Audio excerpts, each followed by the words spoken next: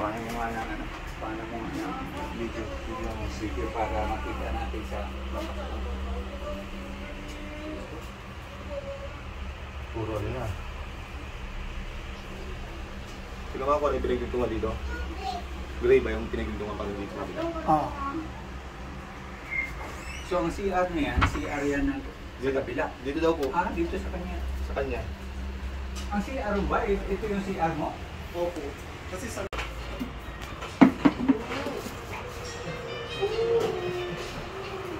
Ito. Saka na.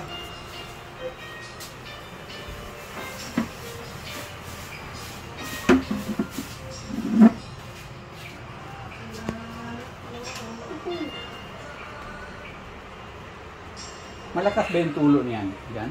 Yung nakaraan lang po, doon kami nagulat na parang dito. Kala namin wala patak-patak eh. Tapos, pero tuloy-tuloy siya eh. Tak-tak. So sabi namin parang malinis yung tubig. So parang hindi siya aircon. Tapos parang wala pa ulan noon. So, pakakam sabi ko, for the first time na... Sa kabila. Ayun o. Yung bowl sa kabila, tapos ito yung bowl nila dito. Bawal po nila dito. Oh, so far itong sa bowl nila dito, wala naman siyang problema.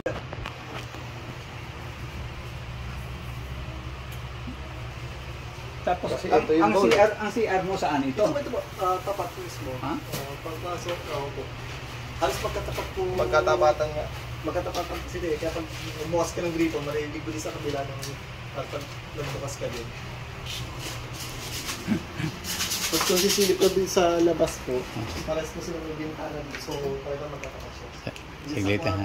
Tignan natin ha. Oh. So CR mo rin yan pala. Opo. Tapatan po sila ng kabila ng unit po. Ito. Pag binuhusan ko ng tubig mo, nakapala ko muna yung mga butas. Buhusan ko ng tubig. Tignan mo kung may ano dito, gagapang ha. Silipin mo yung magagapang dito. So magka...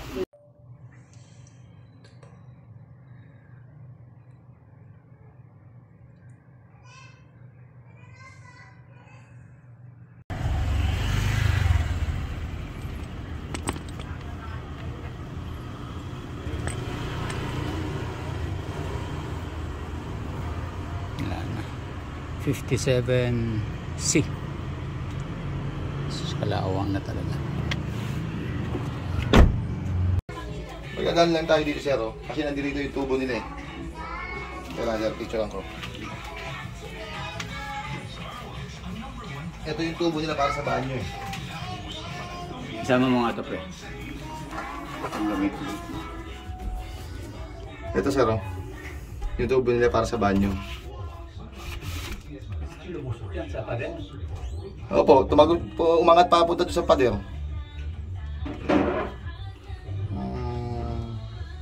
So gusto mo walang tulog dyan sa lugar na yan? Wala po, wala naman. Kaya pwede tayo magdugtong lang dito. Dito lang tayo magdudugtong sa tubo niya dito. Saan mo pa dadaan yung dugtong? Dito sa gilid na to.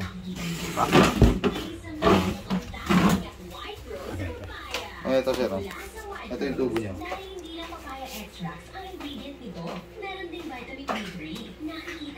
Ayan yung tubo niya, tubig papunta sa banyo. So, tatagos lang tayo dito sa ibabaw. Putulin natin dito, dudugtong na lang natin. Okay. Tapos, kung ito lang ang ating, kung ito lang nakikita natin na merong leak. Kung papatayin nga natin dyan, sir, mawawala ng tubig yun. Hindi natin papatayin, i-repair natin. Oh, i-repair nga natin, sir. Malalim yan, hukayin pa natin. Kung i-repair din natin yan, mas matagal pang hukayin yan, sir, kaysa magbutas tayo.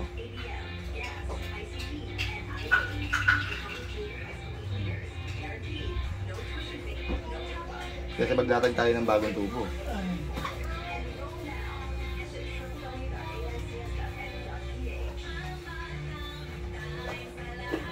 Isa pa, blue yan, sir. Sa katagalan, yung padikit niyan, wala na rin yan.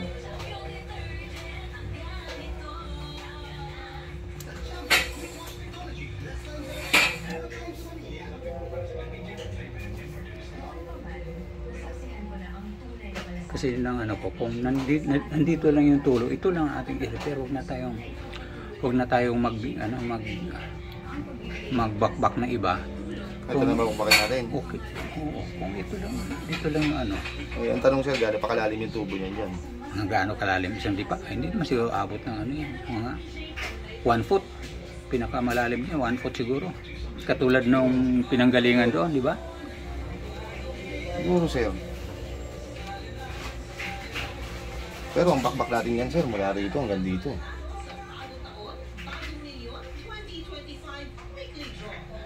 Ganun kalaki babakbakin natin dyan. Kasi kailangan pagka nirepair natin yung tubo, may aangat ng kabilaan para may libong na maayos.